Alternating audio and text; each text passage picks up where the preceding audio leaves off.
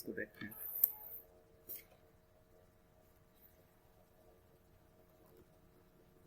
Question solve हुआ होगा, मैं सिर्फ इसका रेफरेंस देता जाऊंगा और आपको समझाता जाऊंगा बात। कह रहा है pay balance of a major supplier from bank overdraft facility, 5% आपने इसका डिस्काउंट दिया।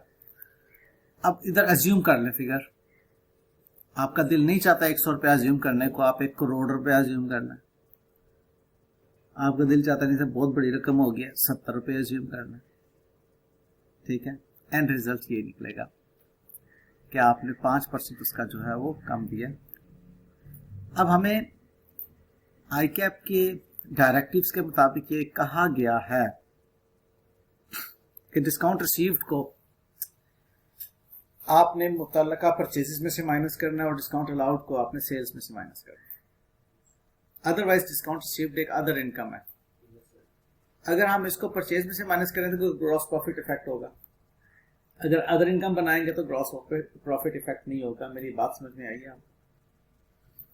क्योंकि ये अभी जो मैंने आपको प्रॉफिट बना के दिया, इसके अंदर आपको क्या नजर आता है कि जो चीज सेल्स और कॉस्ट ऑफ गुड्स सोल्ड को अफेक्ट करेगी वो ग्रॉस प्रॉफिट को अफेक्ट करेगी। जो अदर इनकम है इसमें जो चेंजेस आएंगी उससे ग्रॉस प्रॉफिट पे कोई फर्क नहीं पड़ेगा।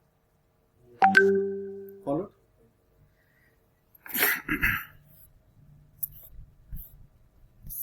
लिहाजा आपने देखा कि आपका ग्रॉस प्रॉफिट इंक्रीज हो जाएगा इससे।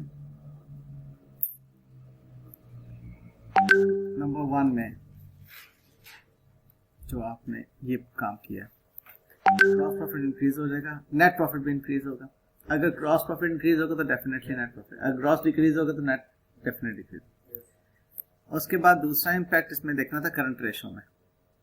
अब इसकी वजह से आपके क्रेडिटर्स 5 रुपए ज्यादा कम हो रहे हैं, यानी कि एक तरफ क्रेडिटर्स आपके कम हो रहे हैं, एक तरफ क्रेडिट आपके लायबिलिटीज करंट लायबिलिटीज बढ़ रही हैं।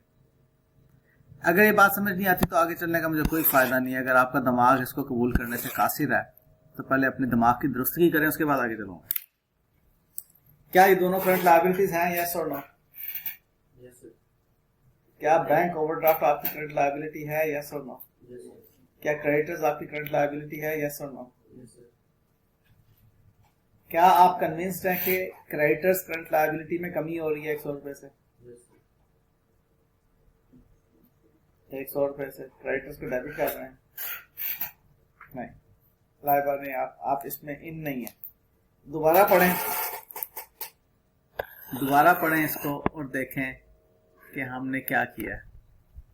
दोबारा पढ़ें, गौर से पढ़ें, मुझे बिल्कुल आगे चलने का तेजी की कोई जरूरत समझ आती है?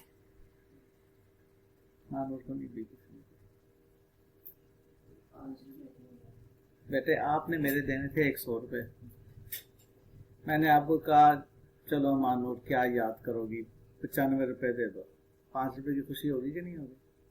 वो डिस्काउंट है ना, डिस्काउंट रिसीव्ड है ना, तो डिस्काउंट रिसीव क्रेडिट होगा ना, इनकम की नेचर है ना, उसको माइनस करना है हमने परचेज में से, वो अलग बात है, लेकिन है तो इनकम की नेचर में। अकाउंटिंग एंट्री समझ में आ गई है?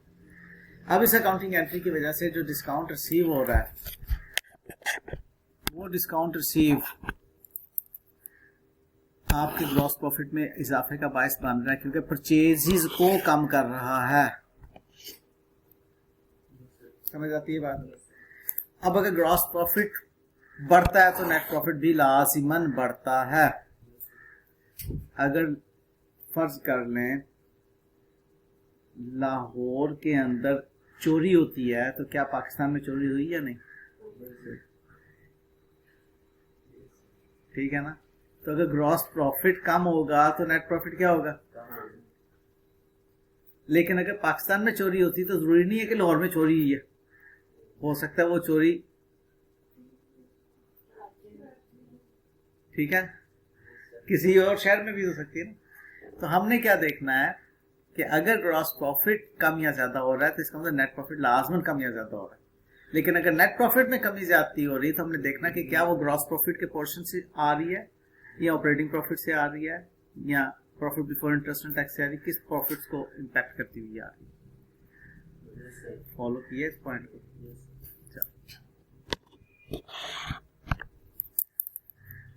अगला आपने slow moving stock cost to cost sell किया, 100 रुपए की चीज 100 रुपए में सेल किया। एज्यूम करना बहुत जरूरी है, 100 नहीं करते, 10 कर लो, 50 कर लो, 70 कर लो। कॉस्ट टू कॉस्ट, इसकी अकाउंटिंग एंट्री पास करो। Sell slow moving stock item at a price equal to cost. देखो मेरी बात सुनो, मेरे लिए बड़ी शर्मिंदगी की बात होगी अगर कहीं पर आप बैठे हुए हैं, पूछा जाता है कि जी क्या कर रहे हो? जी हम सीए कर रहे हैं। कहाँ से कर रहे हो? जी एट स्किल से। किससे पढ़े? सर मियाँ फरहान से। अच्छा यार बेटा इधर अकाउंटिंग एंट्री तो पास करो। तो मियाँ फरहान की तो अल्हम्दुलिल्लाह बड़ी बेइज्जती हुई ना फिर आप लोगों के हाथ। करो आप सिंपल सी करो, मुकम्मल। बड़ी बेइज्जती होनी है, मेरी हुई तो तेरी भी होनी है। करो जरा पास इसको। Sell slow moving stock items at a price equal to cost। और इसका मुझे इम्पैक्ट बताएं ग्रॉस प्रॉफिट पे, नेट प्रॉफिट पे, करंट रेशियो पे, स्टॉक टर्नओवर रेशियो पे, return on non current asset पे और क्विक रेशियो पे क्या है।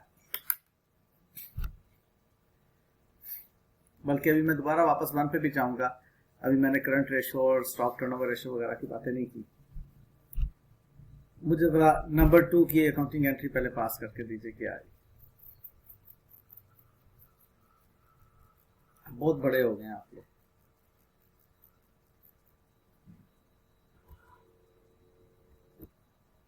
आरुष आपको समझ आ रही है बेटा?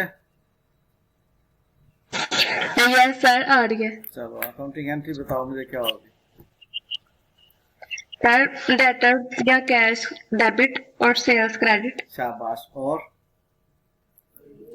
सर मैं कर रही हूँ अभी एंट्री लिखी है। कैश डेबिट सेल्स क्रेडिट और बस यही तो मसला है।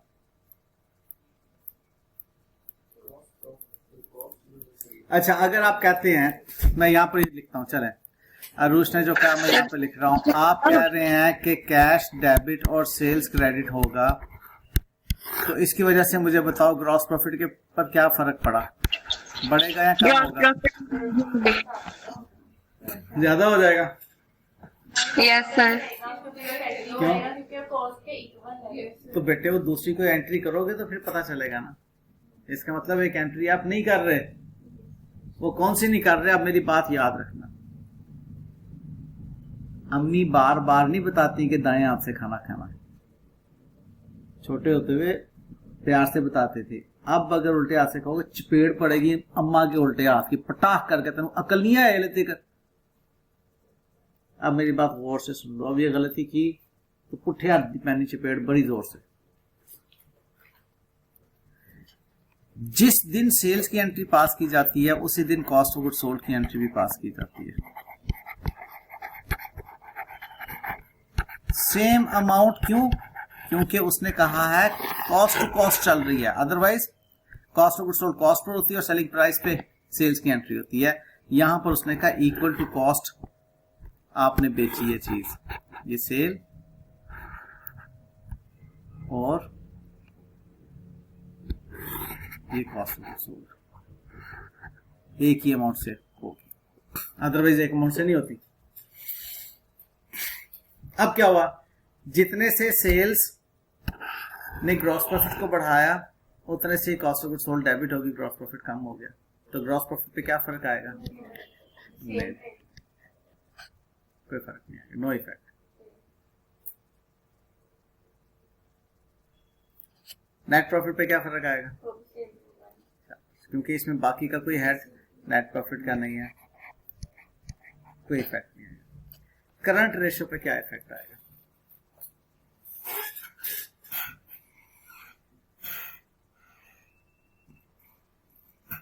करंट रेशियो पे क्या इफेक्ट आएगा? इसमें देखो कौन से करंट एसेट्स हैं जो कि बढ़ रहे हैं, कौन से करंट एसेट्स कम हो रहे हैं, कौन सी करंट एसेट करंट लायबिलिटी होती है करंट रेशियो में।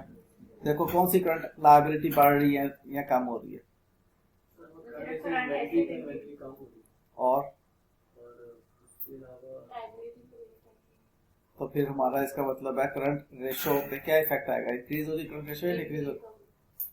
अल्लाह माफ करे, अल्लाह माफ करे, इफेक्ट नहीं आएगा क्योंकि नहीं आएगा। कैश हाँ, क्योंकि कैश जो है वो भी तो करंट एसेट है ना, तो कैश इंक्रीज हो रहा है, इन्वेंट्री डिक्रीज हो रही है, लिहाजा कोई इफेक्ट नहीं आएगा। बात समझ आई?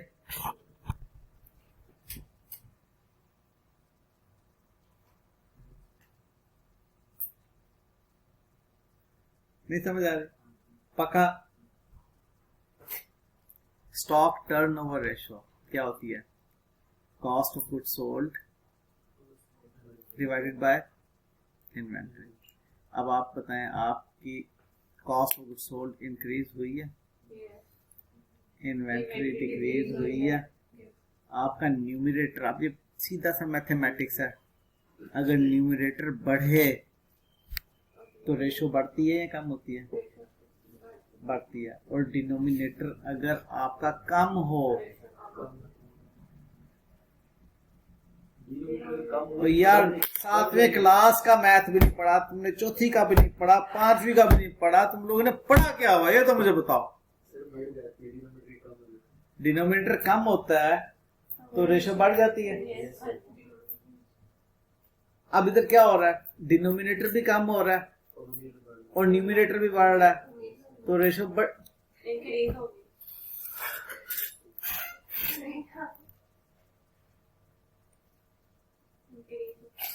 यकीन कीजिए सीए मुश्किल नहीं है, ये ऑन्ट्रा मैथमेटिक्स ही जो है ना वो मुश्किल है। काश हमें पता होता कि 7वीं क्लास तक मैथमेटिक्स जो है ना वो तवज्जो से पढ़ना है तो आज सीए बड़ा आसान हुआ।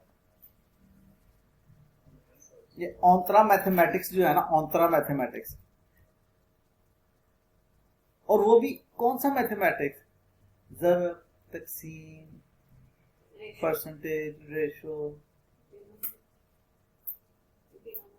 डिनोमिनेटर, न्यूमरेटर, क्या है ये, कौन सा मैथमेटिक्स? चौथी क्लास में टीचर ने कान के साथ, हमारे कानों के साथ खेल खेल के सिखाया था।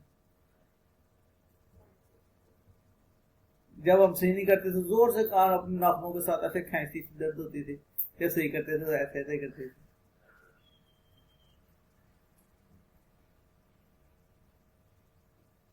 ये है मैथमेटिक्स।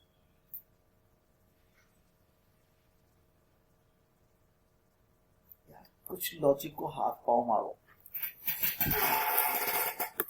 मैं अब इस क्वेश्चन को छोड़ रहा हूं यहां पर, और ये क्वेश्चन अगर सॉल्व नहीं हुआ तो फेंटा पड़ जाना आप लोगों को, और अभी अगले 1 घंटे में सॉल्व करके मुझे दिखाओ। नेक्स्ट कौन सी क्लास है आप लोगों की? टैक्स से पढ़ने के बाद कौन सी क्लास है?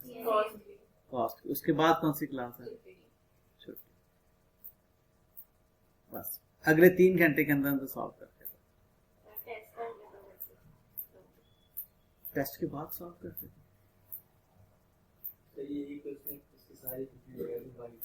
कभी भी नहीं करूं। अल्लाह हाफिज।